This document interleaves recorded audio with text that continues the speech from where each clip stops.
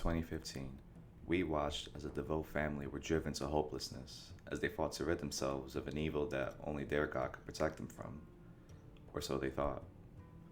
In 2019, we witnessed the spiraling descent into madness of two men whose surface appearances gave way to the horrors they've held close to their chests long before their fateful meeting. Now, director Robert Eggers has shifted his attention away from the Puritan colonies and English sea shanties to present us with what I like to think of as a film that does not aspire to be understood completely without question. Let me explain. Right now, if I were to ask you to name 3 films based on Viking mythology, its people, its culture, how do you think you would fare? And yes, I am going to exclude the very highly profitable Viking tale known as How to Train Your Dragon. If this is a peak representation of Viking cinema within the last 50 years or so, then it's safe to say it is a genre where there's room for exploration and storytelling and fleshing out of a mythology and culture more known for its Marvel-based appearances than anything else.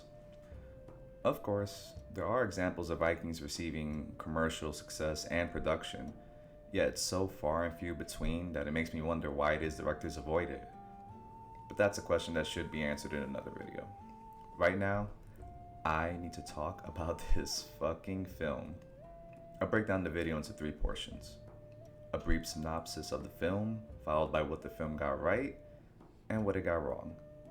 Lastly, we'll explore the implications and future a film like this has on a wider mainstream audience and its effect on Hollywood moving forward. So, let's talk about the fucking Northman. The Northman is a tale of revenge, a story as old as time, retold over decades in various mediums and time periods. Our protagonist, Alex Skarsgård, plays a young Viking prince named Amleth.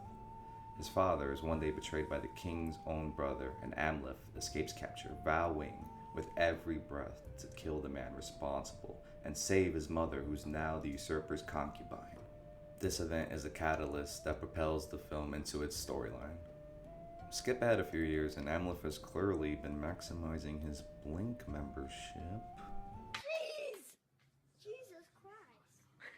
What we see before us is a docile man whose unique and dead eyes are those of someone whose determination and motivation has fueled him in ways that cannot be fathomed.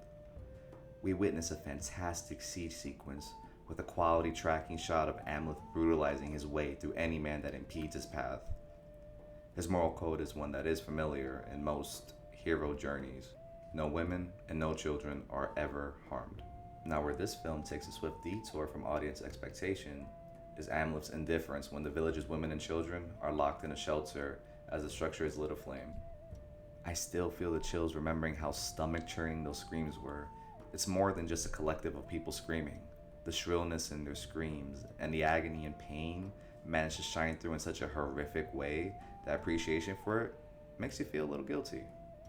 You realize Amleth is not a hero. He's not portrayed to be one. He isn't meant to be one. He shouldn't be idolized, glorified. Viking culture is not to be sugarcoated. Slaves are taken, women are raped, and children are slaughtered. This is their way. Eggers presents this to us and establishes this is the reality of this time period, and he's not going to shy away from the brutality of it. So Amleth catches wind of where these slaves are being shipped away to, recognizing it as his former homeland, and talks of his uncle still residing over a nearby piece of land, all the while thriving. This is the moment he sees as fate calling upon him after all these years. He cuts his glorious locks and immediately transforms into an absolutely jacked coconut head. Marvelous. He slips aboard a ship alongside a Slavic Anna Taylor-Joy, and off he goes. He finally arrives a slave at his uncle's estate. An estate, right? Yeah, I don't know, man. I'll just call it an estate for now. You get the point. Amleth sees his uncle as not some powerful ruler of a great kingdom, but a hollow shell of a king who's become meek and tired.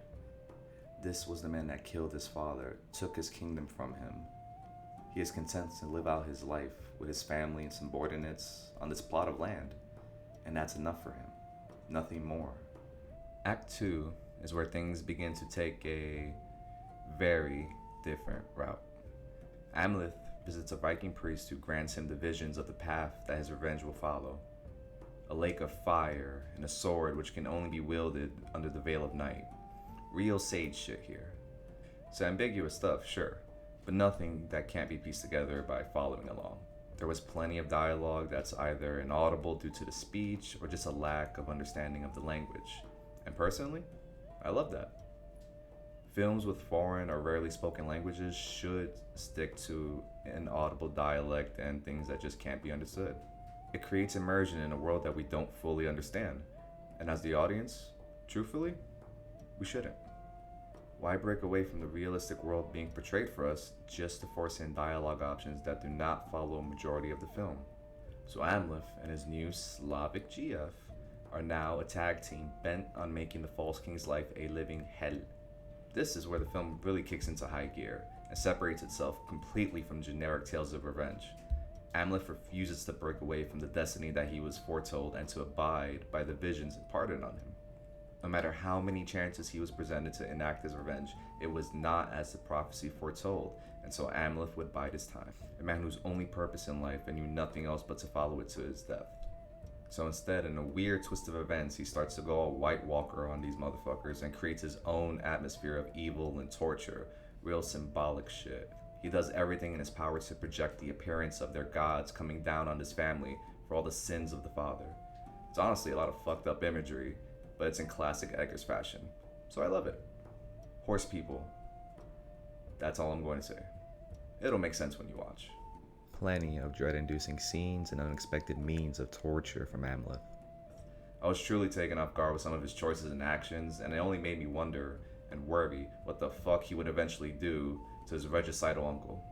And so the film finally goes into its final act, and Amleth is now ready to finally avenge his father and save his captive mother.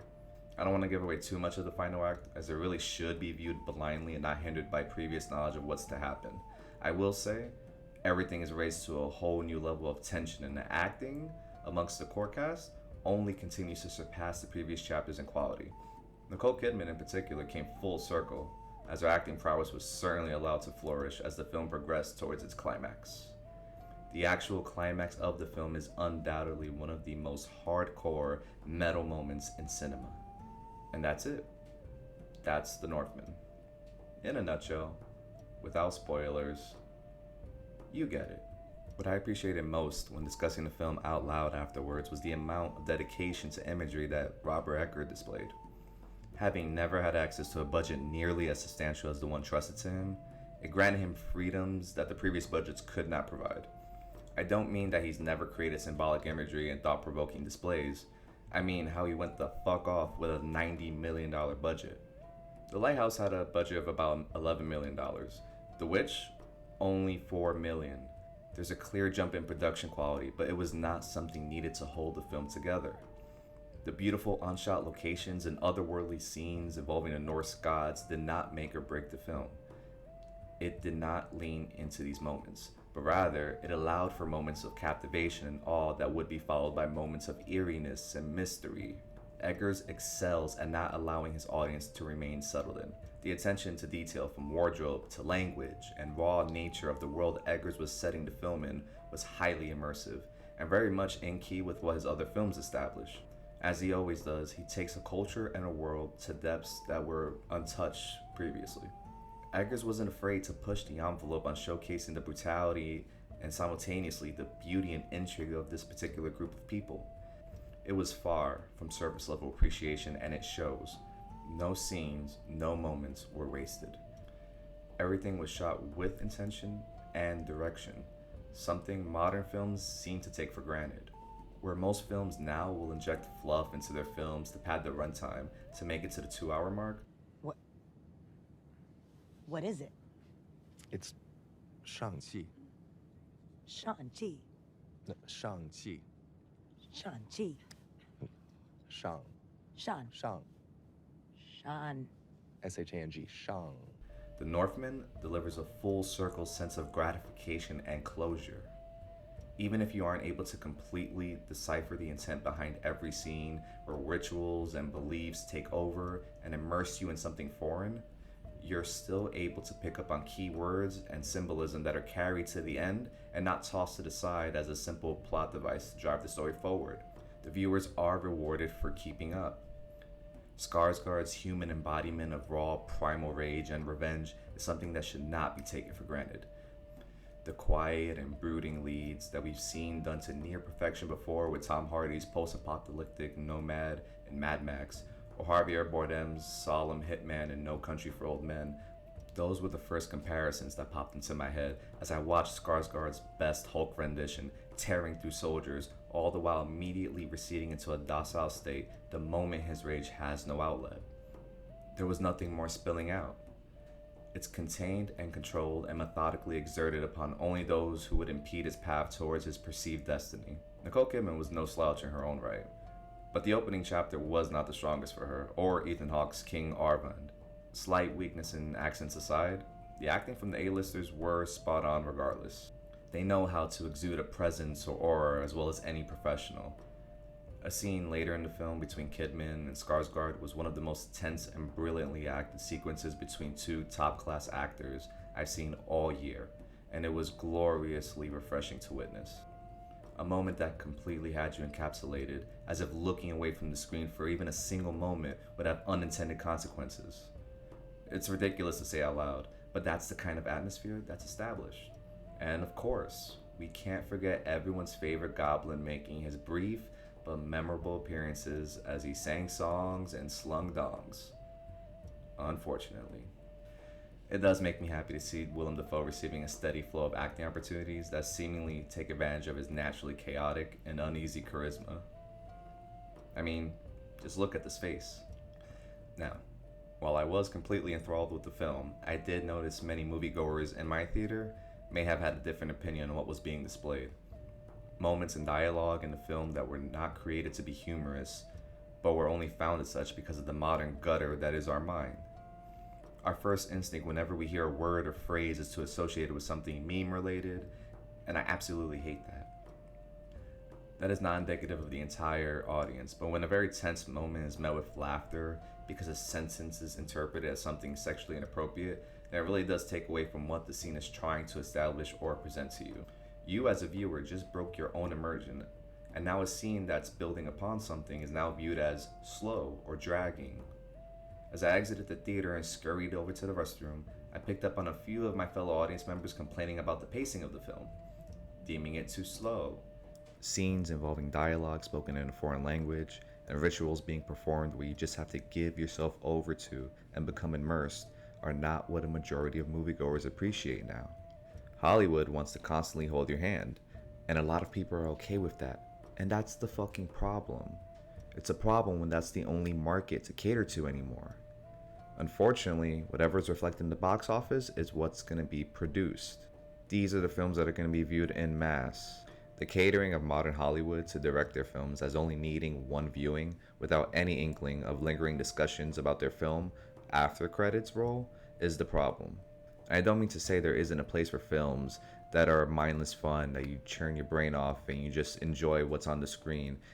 There's absolutely nothing wrong with wanting a good time film where you churn your brain off, sit back, relax, and appreciate what's on screen for what it is and nothing more. Absolutely no problem with appreciating that and wanting that. But when that's the only thing that's constantly being thrown at us every month, every year, it's becoming a nuisance. It degrades the quality of cinema. If 70% of the market is all bullshit, what hope is there? We desperately need directors such as Robert Eggers receiving these big-time budgets, so that films in the realm of the Northman can receive proper distribution to the international markets and build a fan base that can show Hollywood there is a market for these films. There is a place where these films can thrive and can become profitable. Change starts with our wallets, and there's no way around it. None of us can sit here and complain about the lack of quality and still support the entertainment that's being released for us on a continuous loop of repetitive garbage. Anyways, guys, those are my very brief and very tame thoughts on the Northman. I'd love to know your thoughts. Did you find the film interesting? Was it boring at times? Did it live up to your expectations? Let me know down in the comments. Also, don't forget to like and subscribe to the channel because the YouTube algorithm is a bitch and I need help. Keep up with all nerd news on our Instagram at the Nerd & Co. And is that it? Yeah, that's it.